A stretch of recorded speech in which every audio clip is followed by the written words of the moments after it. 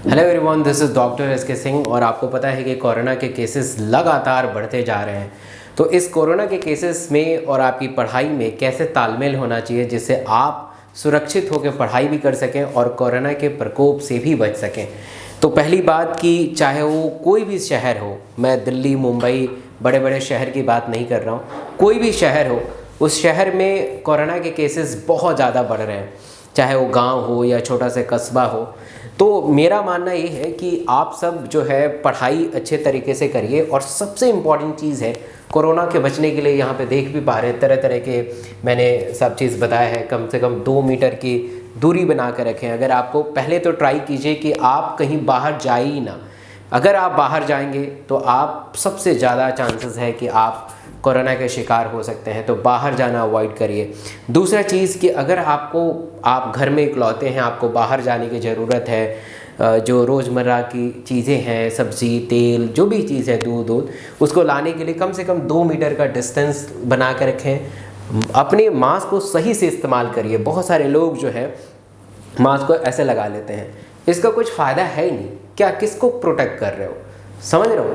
तो ये एक बेहतर विकल्प नहीं है। मास्क को पूरी तरह से अच्छे तरीके से ढकिए। आपका नाक अच्छे तरीके से ढका होना चाहिए। इस प्रकार मास्क को लगाना है और अच्छे तरीके से। अगर आप सेफ नहीं रहेंगे तो आप पढ़ नहीं पाएंगे। अगर सोचिए कि आप बीमार पड़ गए, आपको कोरोना का इन्फेक्शन हो गया, बहुत सारे बच्चों के मैसेज आ रहे हैं उनके फादर कोरोना पॉजिटिव है, उनके मदर है या खुद वो है, तो ऑब्वियस सी बात है कि आपकी प्रोडक्टिविटी डिक्लाइन हो जाएगी। आप बेहतर तरीके से अच्छे तरीके से नहीं कर पाएंगे, मतलब बेहतर विकल्प नहीं हो सकता है। आपकी प्रोडक्टिविटी डिक्लाइन हो जाएगी। आप जिस रफ्तार से पढ़ रहे हैं आपकी रफ्तार थम जाएगी और जो है बेहतर नहीं कर पाएंगे। दूसरा चीज़ इम्पॉर्टेंट है, अपने हाथ को धोते रहिए, टेम्परेचर को मेज़र करते रहिए कि आपका टेम्परेचर क्या है। और सबसे इम्पॉर्टेंट चीज़ है, ये हाथ धोने का इधर वाला है, हमेशा हाथ धोते रहना है। इस बार का जो स्ट्रेन है, म्यूटेंट स्ट्रेन है, जो काफ़ी खतरनाक फॉर्म में है।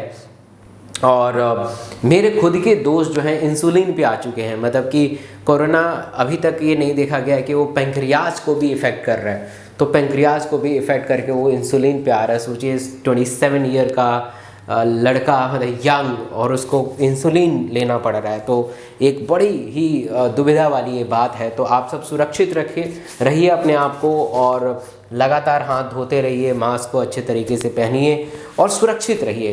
क्योंकि जब तक आप सुरक्षित नहीं रहेंगे तब तक बहुत ही गड़बड़ हो जाएगा, आप अच्छा नहीं कर पाएंगे, बहुत सारा चीज़ गड़बड़ हो सकता है। इसलिए सुरक्षित रहना आपके लिए बहुत ही ज़रूरी है। तो मास्क को अच्छे तरीके से पहनिए। कोशिश करें कि आप मतलब कि जहाँ पे भी हैं वहाँ पे, मतलब कि जो है मतलब कि जहाँ आप बाहर जाइए मत। बाहर अगर जाएंगे तो काम गड़बड़ हो जाएगा, तो बाहर बिल्कुल नहीं जाना है। बाहर जाएंगे तो काम गड़बड़ हो सकता है, बाहर नहीं जाना है। अगर बाहर जाना पड़े तो प्रिकॉशन के साथ जाइए। अगर आपने लाइब्रेरी ज्वाइन कर रखा है तो लाइब्रेरी को बंद कर दीजिए, मत जाइए, घर पे पढ़िए।